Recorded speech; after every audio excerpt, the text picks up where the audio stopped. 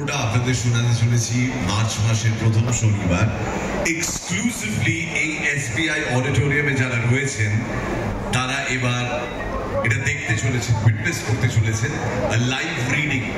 কোনো sound effects নেই, কোনো বিজিএম নেই, it's just three voices Deep as doctor John H Watson,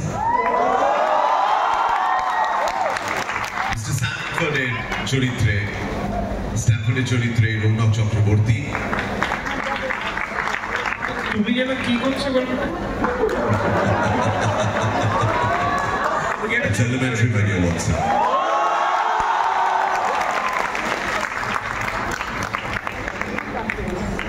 শুরু করব? Yes. দ্বিতীয় আফগান যুদ্ধে আহত হওয়ার পর আমায় পাঠানো হলো পেশাওয়ারের সামরিক হাসপাতালে।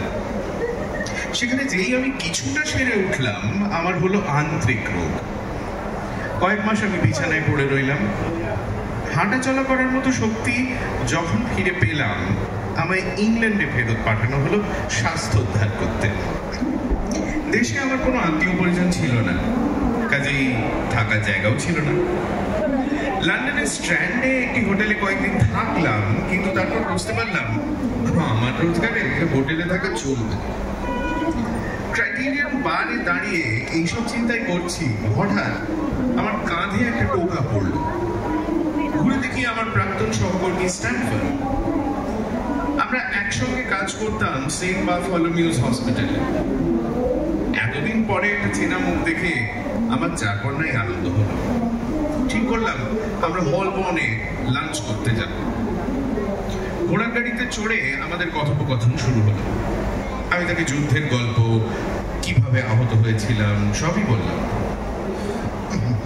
বেচারা, তা সে চাই দেশে তো ফিরে এসেছো, এবার কি করবে ভাবছো? বাসস্থানের খোঁজ।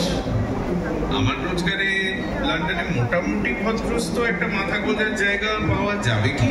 আমার চেনা একজন আছে, সেও বলেছিল যে একটা ফ্ল্যাট যদি তার একজনের সঙ্গে শেয়ার করা যায় তাহলে খরচের ব্যাপারে একটু সুবিধা হয়। কোথায় নাকি? কে সে? নাম শার্লক হোমস, হাসপাতালের কেমিক্যাল ল্যাবরেটরিতে কাজ করে। বাহ, তাহলে তো মিটেই গেল। ওর সঙ্গে একটা দেখা করিয়ে দাও আমার। অবশ্যই করিয়ে দেবো, কিন্তু তুমি শার্লকের সঙ্গে থাকতে পারবে না। সে কি? কেন? দেখা হলে নিজেই বুঝতে পারবে।